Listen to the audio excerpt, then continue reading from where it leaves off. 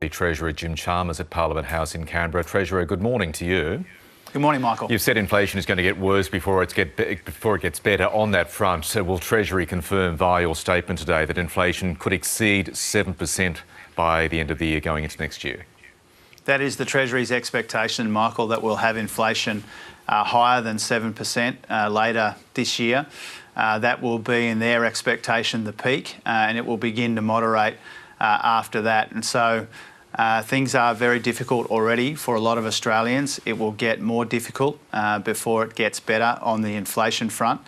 And today's opportunity in the Parliament is to speak directly to Australians, to bring them into our confidence about these economic conditions that we confront as we work towards the budget in October. You'll also confirm that economic growth is slowing by at least 0.5% this current financial year and next as well. So Jim Chalmers, is one of the confronting facts you're going to tell voters that as a result of a slowing economy, unemployment could rise?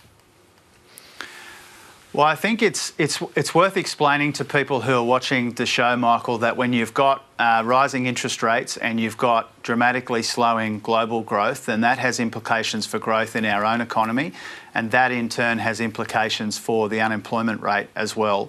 And so what I'll be releasing later today is Treasury's best estimate of the impacts of our economy, of the rate rises, of the global downgrades on economic growth, as you just rightly identified, and that will lead to a modest increase in the unemployment rate as well in their expectation. There's a big gap in between the ever-rising inflation rate and where wages growth is at the moment. I know you said yesterday in your media conference it's your expectation that real wages will grow at some stage over the next 3 years. But the question I want to ask you this morning, is that realistic? And can you realistically hold out the hope to voters that real wages will increase given the dire set of figures you and everybody else is dealing with over the next 3 years? Yeah, that is our expectation, Michael, that we'll get real wages growth this term. But equally, there's no use pretending to people that with inflation north of 7%, that there will be wages outcomes in the near term that keep up with that inflation. And so this challenge has two parts. The inflation challenge, which is that we need to get that inflation down to more manageable levels, and we need to get wages growing again after a decade now of deliberate wage stagnation. The difference now between this government and our predecessor is we want to work around the clock to get wages growing again. They had stagnant wages, a deliberate design feature of their economic policy. That's the difference. And so we need to get wages growing again after a decade of stagnation.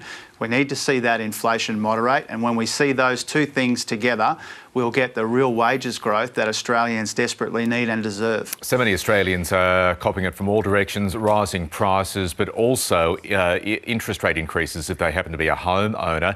There's a bit of commentary around, including, it has to be said, from the Reserve Bank, that as a whole, Australian households are well placed to deal with what are fast rising interest rates. Do you agree with that commentary, or do you think it's a bit, I guess, out of touch? Oh, look, it is true that some Australians have been able to build a buffer in their home loans over the last period of extremely low interest rates. And so what the Reserve Bank is talking about there in aggregate is that some people have been able to do that. My focus is on the people who aren't able to do that, to easily accommodate those interest rate rises, but I think more specifically and more directly for people on low incomes, including some of the people you played footage of a moment ago, is it's this inflation that's putting pressure on their household budgets, people who are living from paycheck to paycheck, trying to work out what they can substitute out of their household budgets. So my commentary yesterday about this was focused on the inflation challenge and what it means for people doing it especially tough. Some people have the means to deal with it.